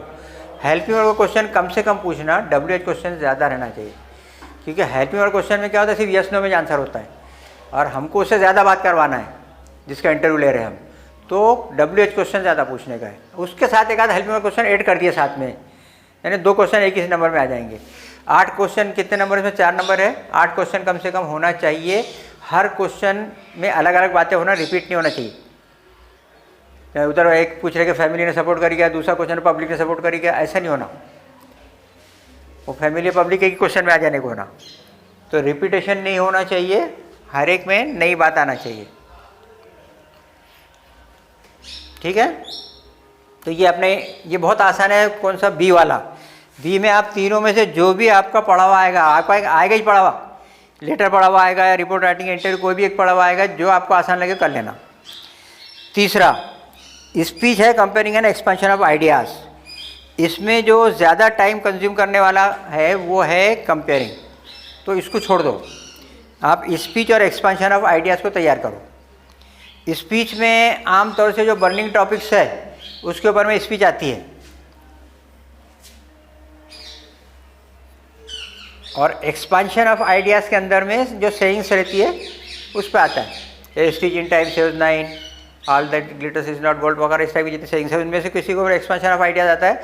इसका ख्याल रखना कि 120 वर्ड्स, 12 के अंदर में 120 वर्ड्स, वहाँ लिखा रहेगा 100 to 150 वर्ड्स करके, तो 120 वर्ड्स अबाउट, हाँ कम ज़्यादा हो सकते हैं इससे, 120 वर्ड्स नियर अबाउट इतना रखने का अपने को, ठीक है। अच्छा, तो स्पीच में आप 8-10 स्पीचें देख लो, पढ़ के जाओ, पॉइंट्स अच्छे, हाँ इसमें लिखी हुई रहती है, ये आपको डाइजेस्ट में इसमें से मिल जाएंगी सब। हाँ हाँ, टाइटल लिखना पड़ेगा आपको, देखो अब ये किसमें बोलते हैं बहुत सारे लोग कि कहीं इसमें टाइटल नहीं लिखना करके, लेकिन लिखना चाहिए। भले वो टाइटल में मार्क नहीं रहेगा लेकिन आपको लिखना चाहिए। आप कैसे टाइटल डालेंगे इसका, जैसे मिसाल के तौर पर इस आप छोटा सा लिखोगे स्पीच ऑन, और यहाँ पर लिखो इन्वायरमेंटल पॉल्यूशन, ये वो लिख दो, हेडिंग डाल दो, अंडरलाइन कर दो। उसके बाद में दूसरे 2 लाइन छोड़ने के बाद में फिर आप अपनी स्पीच शुरू करो। हाँ, इसके अंदर में बिगिनिंग और एंड के ऊपर में मार्क्स रहते हैं, तो बिगिनिंग के अंदर में और एंड अच्छी होना चाहिए। लेटर में भी ईमेल जो है उसमें भी बिगिनिंग और एंड अच्छा होना। और आपको एक साइकोलॉजी बताऊं वैल्यूअर्स की, कि अगर आप 80% के ऊपर में नहीं जा रहे, कोई बच्चा 80% के ऊपर नहीं जा रहा है, 90% के ऊपर नहीं जा रहा है, उसको अंदाज़ हो जाता है जाते जाते में, तो वो शुरू का पढ़ता, आखिरी का पढ़ता, नंबर देता, बहुत ज़्यादा नहीं पढ़ता, बीच का, उसको अंदाज़ हो जाता, पूरा नज़र डाल लेता, पूरा समझ में आई, मिस्टेक रही तो दिख जाती है उसको। तो इसलिए बिगिनिंग और एंड पे नंबर भी रहते हैं, और वो अच्छा होना चाहिए, प्रेजेंटेशन भी अच्छा होना, राइटिंग भी अच्छी होना, और सेंटेंसेस वर्ड्स वगैरह भी अच्छे होना। तो इसके अंदर में स्पीच है, स्पीच के अंदर पॉइंट्स कवर होने को ना, पॉइंट्स दिए हुए रहेंगे। एक्सपेंशन ऑफ आइडियाज़ के अंदर में भी पॉइंट्स कवर होने का। अगर आपने कोई प्रोग्राम कंपेयर करे होंगे तो आप लिख सकते हैं उसको, लेकिन उसमें बहुत टाइम जाएगा, ज़्यादा लिखना पड़ेगा आपको। नहीं, आप भाई आप एक कंपेयर कर रहे हैं प्रोग्राम को, तो उसके अंदर में आपने जो मुँह से अल्फाज निकाले वो सब लिखना है उसके अंदर में। चीफ गेस्ट आ रहा है तो उसको हार पहनाने की बात करो, हेड मास्टर को बोलोगे भाई अपना आप उसको हार पहनाओ करके। फिर उसके बाद में जो स्पीचेस बुला रहे हैं, आप ये आ रहा है वो आ रहा है, पूरा कंपेयर कर रहे हैं आप प्रोग्राम को, तो लंबा चौड़ा मामला है, इसलिए इसको छोड़ ही दो आप स्पीच। और क्योंकि अपने पास टाइम भी कम है ना, अभी अपने पास टाइम बहुत कम है। एक्सपेंशन ऑफ आइडियाज़ आपको बहुत मिल जाएंगे, रेडीमेड आंसर्स मिल जाएंगे सब पूरे आपको। तो एक ये हो गया। हाँ, डी वाला जो है वो है रिव्यू, ब्लॉग और अपील। इसमें आप प्रीफर करो अपील को। इसमें देखो, एक अगर पिक्चर का आया तो ये ऑब्जेक्शनेबल रहेगा, ये इस पर ऑब्जेक्शन आएंगे, देखना बाद में आपको, क्योंकि ये बच्चे पहाड़ी मकामात के भी बच्चे 12th के अंदर में बैठते हैं, थिएटर ही नहीं होते उनके यहाँ, सब लोग पिक्चर नहीं देखते हैं। और आपने बोल दिया पिक्चर का नाम भी लिख दे रहे हैं आपको, फलानी पिक्चर, या कोई भी आपने पिक्चर देखे उसका देखो, उसे देखा ही नहीं कोई पिक्चर, तो कहाँ से लिखेगा। तो इसमें ज़रूरी नहीं है पिक्चर के यहाँ, कोई और बात का भी आपकी नावल जो है आपकी रैपिड रीडिंग की नावल है, उसमें से किसी पर आ सकता है। अगर वैल्यूअर्स को समझ में आ जाए, अपना पेपर सेट समझ में आ जाएगा, तो उसका रिव्यू कर लेंगे। तो बहरहाल अगर वो है तो याद रखते हो जाएगा, इसको छोड़ दो आप। अगर करें पिक्चर देखे हुए हैं आप और वो पढ़ा हुआ है आपका, तो उसको ट्राई करो, अपना अटेम्प्ट करो उसको। ब्लॉग और अपील, ब्लॉग के अंदर में भी फॉर्मेट है, तो ब्लॉग के अंदर में फॉर्मेट के अंदर में लिखना, और उसके अंदर में फिर टाइटल है, हेडिंग है, और उसकी बॉडी है, फिर उसके अंदर फ़ायदे है, तो ये भी थोड़ा सा टाइम कंज्यूमिंग है, और उसका फॉर्मेट पूरा बनाना पड़ेगा आपको बाकायदा। सबसे अच्छा अपील है, 8-10 अपीलें पढ़ के चले जाओ, टोबैको के बारे में, पॉल्यूशन के। हाँ, अपील के अंदर में आप ये आपके पास नहीं है डाइजेस्ट वगैरह, अब उसके पूरे दिए हुए आंसर, ये किताबें आप ले लो, पूरी अपील बनी हुई है। पम्पलेट जो आते हैं ना अपने घरों के अंदर, पम्पलेट नहीं आते कि भाई हमने स्कूल खोले है, यहाँ स्कूल खोले हैं, हमारे स्पेशल फीचर्स ये है, ऐसा स्टाफ है, वैसा स्टाफ है, रूम है, एसी है और नॉन एसी है, और सारे फैसिलिटीज़ और करिकुलर एक्टिविटीज, एक्स्ट्रा करिकुलर, वो सब पूरी अपील है वो, कि हमारे बच्चों को एडमिशन दिलाओ। ये पम्पलेट्स आते हैं सब अपील नहीं है। तंबाकू छोड़ो, उसकी एक अपील रहेंगी। ये सबके आंसर दिए हुए, कई अपील्स दिए हुए हैं इस किताब के अंदर में, नवनीत के अंदर में 10-10, 12-12, 15-15 अपील से अलग अलग। इनको आप पढ़ के चले जाओ, ये कम टाइम में पूरा आंसर है। जैसे ईमेल वाला है ना, कम टाइम के अंदर में आपको पूरा ऐसा आंसर लिखेंगे, आपको पूरे मार्क्स मिलेंगे उसके अंदर में, ऐसे ये भी है। तो अपील को इसको प्रीफर करो। इसके अंदर में पिक्चर देखते हैं नहीं देखना चाहिए, तो वो अगर आया पड़ा हो तो ठीक है, लेकिन उसके भी प्रिपरेशन होना चाहिए बाकायदा, उसके पॉइंट्स वगैरह कवर होना, देख लेना उसके अंदर में। अदरवाइज अपील को प्रेफर करो, या फिर ब्लॉग को, जब ब्लॉग की प्रैक्टिस कर, लेकिन ब्लॉग का अंदर फॉर्मेट है पूरा। तो ये हो गया एक राइटिंग स्किल का ये पोर्शन हो गया। अब इसके बाद में है आपके नावेल्स। अब ये नावल के अंदर में आपको पैसेज नहीं आएंगे, सिर्फ ये है कि पहला जो नावल है उसके ऑब्जेक्टिव टाइप क्वेश्चंस आएंगे पहला जो नावल है, activity on history of English novel, activity on history, activity form MCQ, match the columns, chronological order, fill in the blanks, true and false, animals novel, any other novel activity, arctic activity should not be repeated in the sub question. तो ये जो है पहले इसमें objective type question है। दूसरे जो है दूसरा नावल है, इसमें आपको 50 वर्ड्स के अंदर में आंसर लिखना है। 50 वर्ड्स के अंदर में, दो दो नंबर है इसके ऊपर में। 4.2 में 4.2 है ना, लेसन नंबर 4.2, नावल नंबर 4.2। फिर उसके बाद में 5C में भी इसी 50 वर्ड्स के अंदर में आंसर लिखने का है, plot, structure, theme, setting, language. और उसके बाद में 5D के अंदर में 50 वर्ड्स का आंसर लिखने का है। ये सब के अंदर में आपको 50 वर्ड्स के आंसर्स लिखने का है। ये आप देख लो डाइजेस्ट के अंदर में, ये दो दो क्वेश्चन है, दो क्वेश्चन है, दो नंबर के, दो क्वेश्चन दो नंबर के। पहले लेसन जो पहली नावल है उसके अंदर में ऑब्जेक्ट टाइप क्वेश्चन है, तो उसमें तो ट्रू एंड फॉल्स वगैरह उस टाइप के जो है ग्लोबल अंडरस्टैंडिंग क्वेश्चन उस टाइप से आएंगे। लेकिन ये नावल्स को आपको बहुत अच्छे से समझकर पढ़ना, और इंटरेस्टिंग है वो, डिटेक्टिव नावल भी अंदर में ये समझना ज़रूरी है। आखिरी में जब अपना पूरा पेपर हो जाए, फिर आप जो है ना ये ब्लॉक्स बना लो। पहला काम ये जो आपने लिखे थे लेकिन ब्लॉक्स नहीं बनाए थे अभी आपने, खास तौर से वो आप अने प्रेजेंटेशन को अच्छा करो। पहले तो पढ़कर देख लो आप, कभी कभार गलती होती है बोर्ड के अंदर में। मैंने बताया था आपको कि बच्चे जो है टू की स्पेलिंग टाउ लिख देते, मालूम है उनको टू आएगा स्पेलिंग, गड़बड़ में हो जाता। तो जब आप पूरा पेपर आंसर शीट पढ़ेंगे डबल से, तो उसको दिखेगा अरे मैंने टाउ लिख दिया, या फिर कोई प्रीपोजिशन ही भूल जाते लिखना। दिल के दिल में आँख में जबान घूमता हो, लेकिन वहाँ लिखना भूल गए अपन ने, तो फिर उसको फॉर करके फॉर लिख दिया, फॉर लिखना भूल गए थे। तो वो कब होगा, जब आप पूरा पेपर आंसर शीट पढ़ेंगे, उसके अंदर particularly long answers, short answers तो आमतौर से पर्सनल रिस्पॉन्स का आंसर है, कॉम्प्लेक्स सेक्शन है, लेटर वगैरह, इनको पहले पूरा पढ़ डालें। किसी साइड हेडिंग को अंडरलाइन नहीं करे तो उसको अंडरलाइन कर दो। और उसके बाद में फिर आप क्वेश्चन पेपर को चेक करो कि भाई कोई क्वेश्चन छूटा तो नहीं, पूरे आंसर्स हुए कि नहीं हुए, कोई क्वेश्चन छूटा तो नहीं। फिर उसके बाद में आप क्या करो, ये ब्लॉक्स बनाओ, जो आपने लिखे थे आंसर्स लिख लिए थे लेकिन ब्लॉक नहीं बनाए थे, अब इसका प्रेजेंटेशन अच्छा करो। उसके बाद में आपके पास में अभी क्या है, हो सकता है आधा घंटा 1 घंटा एक्स्ट्रा मिल रहा है आपको, और अब पेपर आपका और आधा घंटा पहले हो जाए, 1 घंटा बचा हुआ है।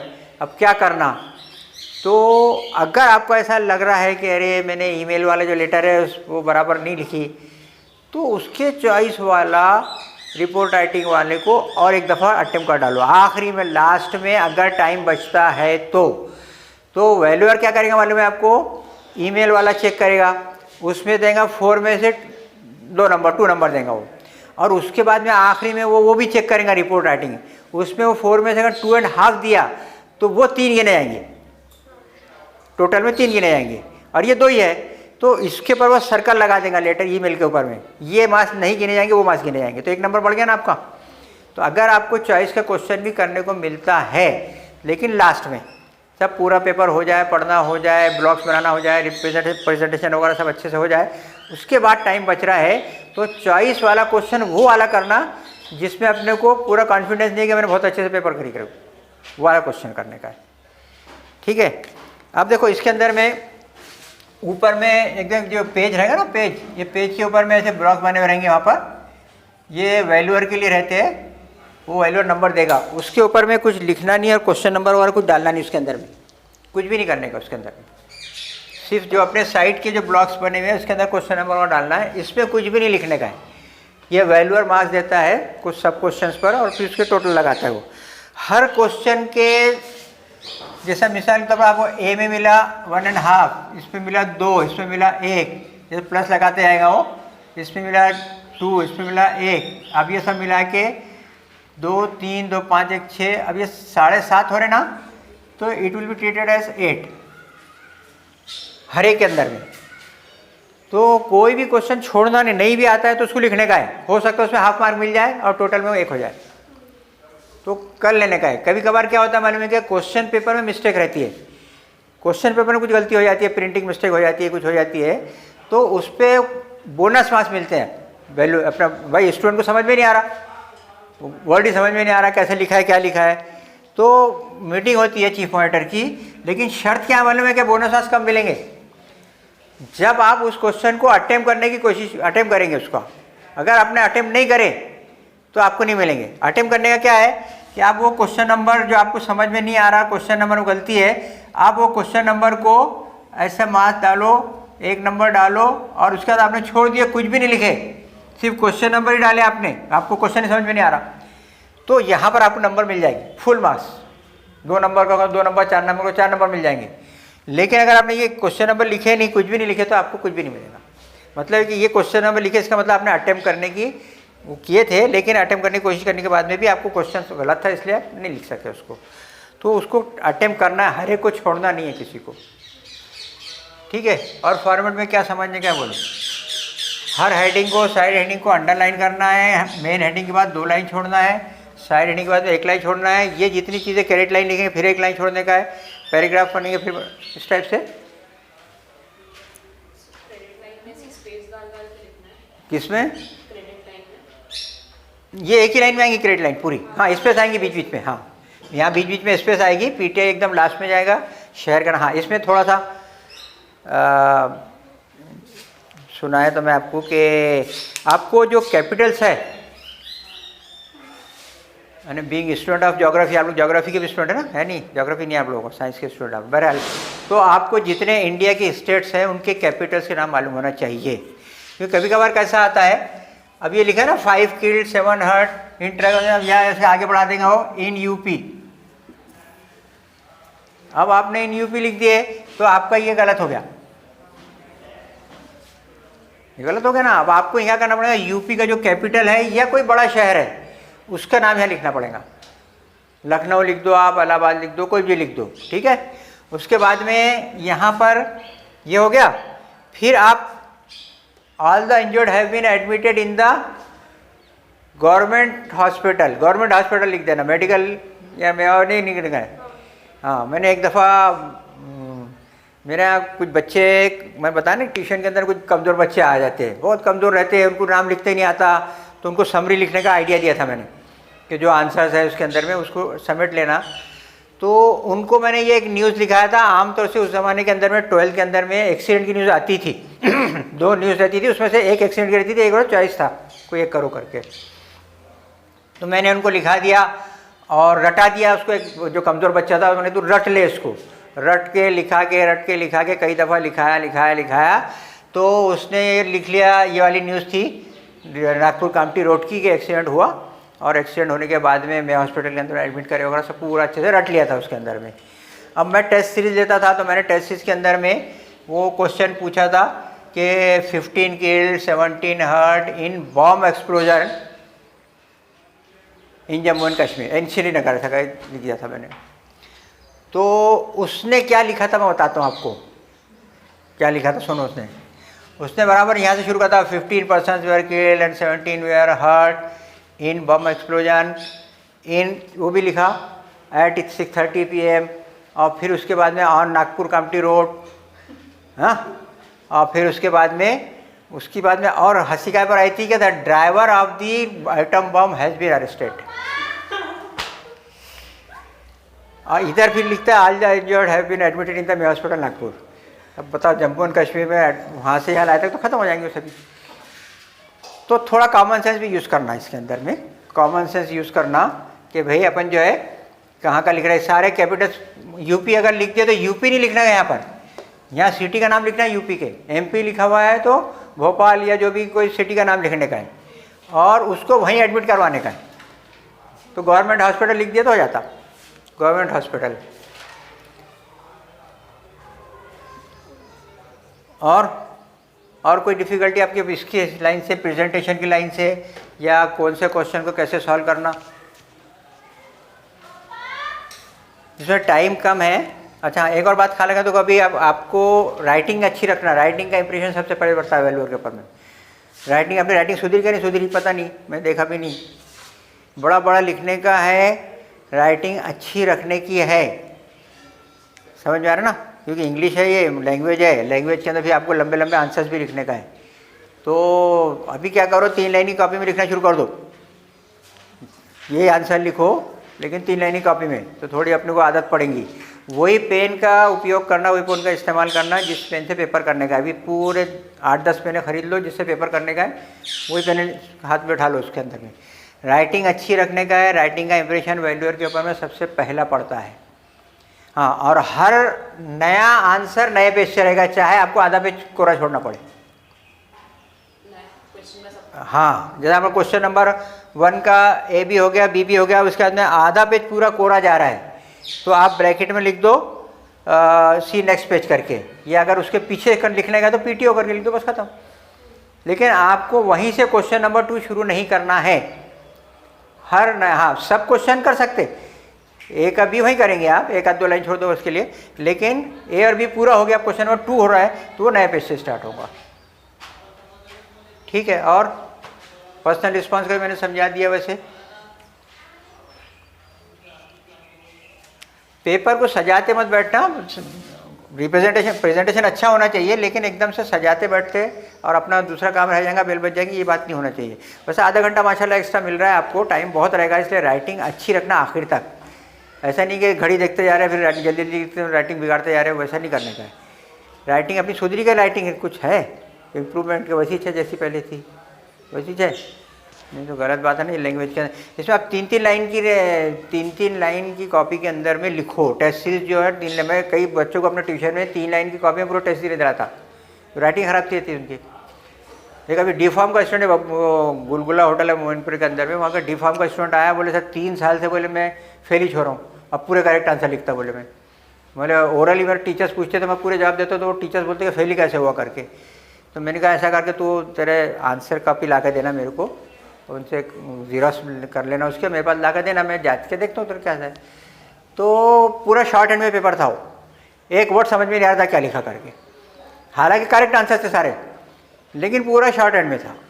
फिर मैंने उसको पूरा 3 लाइन के अंदर में उसको 6 महीने तक 3 लाइन कॉपी में लिखाया, और फिर वो पेपर दिया उसने, आधा ही पेपर किया होगा लेकिन पास हो गया वो, और पूरा पेपर हो गया फेल हो रहा था, इसलिए कि कुछ भी समझ में नहीं आ रहा था, आड़ा टेढ़ा ऐसा लिख रहा था मिल मिला के, कुछ भी नहीं समझ में आ रहा था। तो राइटिंग का इंप्रेशन सबसे पहला पड़ता है, प्रेजेंटेशन अच्छा होना चाहिए, टू द पॉइंट सारे कवर होना चाहिए, पॉइंट्स कवर होना चाहिए, और